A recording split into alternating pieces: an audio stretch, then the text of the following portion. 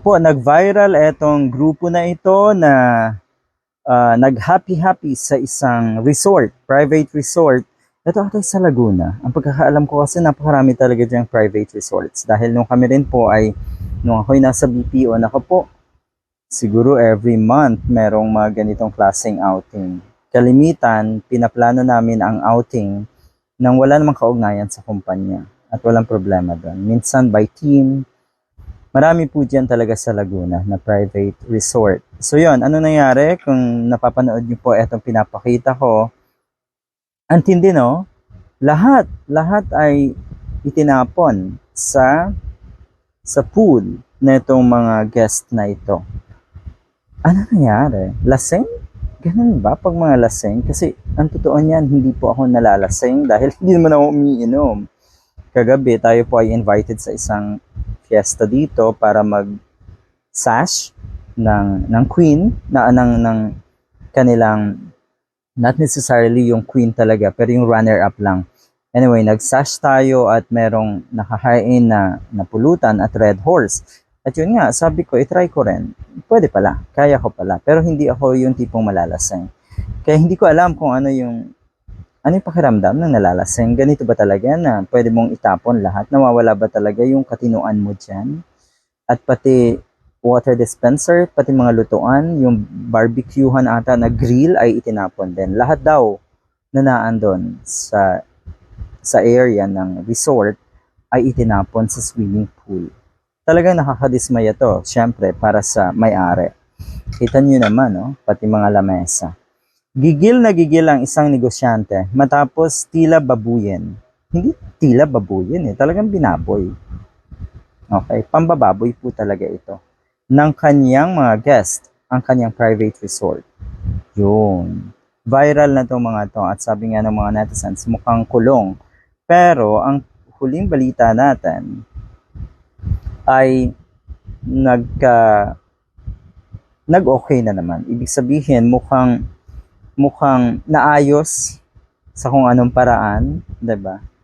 Ay abay, kahit ako yung may-ari ng resort, kung pwedeng daanin sa matinong usapan or diplomasyang usapan at kahit papaano meron naman siyang mapapala rin pag ganun ang paraan dahil talagang napakahirap ngayon. Pag meron kang mga kaso, nako, hassle, yung ganyan. So siguro nagpaareglo, yun ba yung tawag? Anyway, pag kasi sinabing nagpaareglo, may involved talaga yan.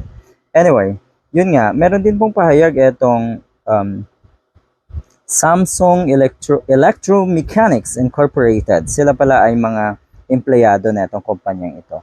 At eto, naglabas na ng pahayag ang Samsung Electromechanics Incorporated sa ginawa ng kanilang mga trabahador sa isang private resort. Alright. Merong pahayag yung kanilang kumpanya.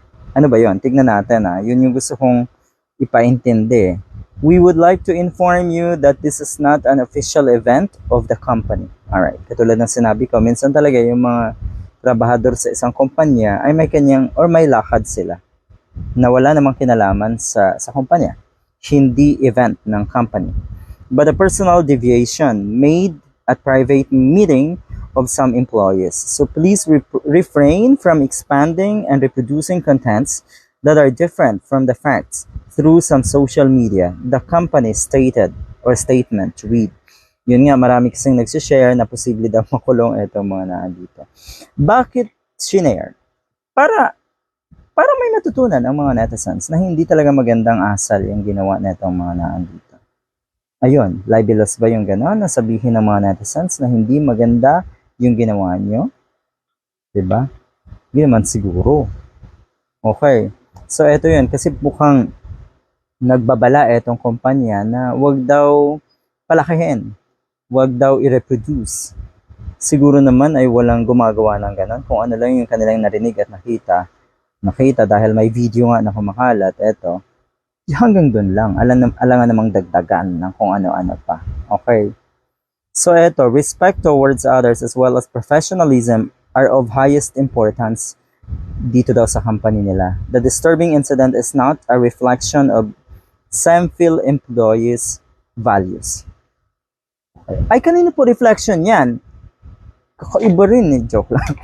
Kanino reflection yan? Kanino? Sa ibang kumpanya? Okay? Yun ba yan? Yan ba ang gusto niyo po? Kakaiba rin, kaya nakakagulat eh. Disturbing, alam niyo palang disturbing, tapos sasabihin niyo, it's not a reflection of our employees' values. My God naman, natural, magre-reflect pa rin yun. Pwede niyo sabihin na hindi yan ang tinuro niyo.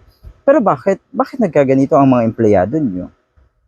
Kulang ba ang sweldo? Hindi ba sila masaya sa kanilang workplace? Bakit nagkaganon? Kasi kung ikaw ay masaya sa inyong workplace, abay siguro, other than being a good example as an employee dyan sa company na yan, ay paglabas, baka modelo ka pa rin. Diba? Pwede ka pa rin hangaan. Dahil they are spending so much time dito sa kumpanyang ito. Okay? 8 hours or so or more. Na ang ibig sabihin, posibleng makatulong. Diba? Yung kanilang experience, good experience at workplace, ay madadala nila sa labas. So happy ang kanilang disposition at walang mga ganitong kabulastugan. Dahil sobra talagang kadugyutan yung ginawa, kabastusan at syempre nga pambababoy. Ano yun? Samfield employees expressed utmost concern that the irresponsible posting of wrong information may tend to adversely affect their true character, which they have nurtured and protected. Okay. Alright. Talaga pong ganoon ang buhay. May makitang hindi maganda, lalo't na public yan. Talagang doon ma-judge. Paano naman namin i-judge sila? Ay, hindi naman ganyan yung mga yan kasi mabubuting tao yung mga... Paano ba? Hindi naman namin sila kilala. Ano ba? Kaya nga mag-ingat kayo eh, di ba? Sa ginagawa nyo sa labas. Bakit? Lahat ngayon ay pwedeng kuhanan na ng cameras, ng cellphone videos. Kaya pwede talagang mag-viral. Kaya ingat-ingat. Kahit anong buti mong tao, kung ang naipakita, kung ang nag-viral ay hindi maganda, yun ang makikilala ka doon. Okay? Alangan mahalongkatin kung ano ba talagang ugali na itong mga naandito sa private resort na ito. Mukhang mabubuti naman silang tao. Ganon?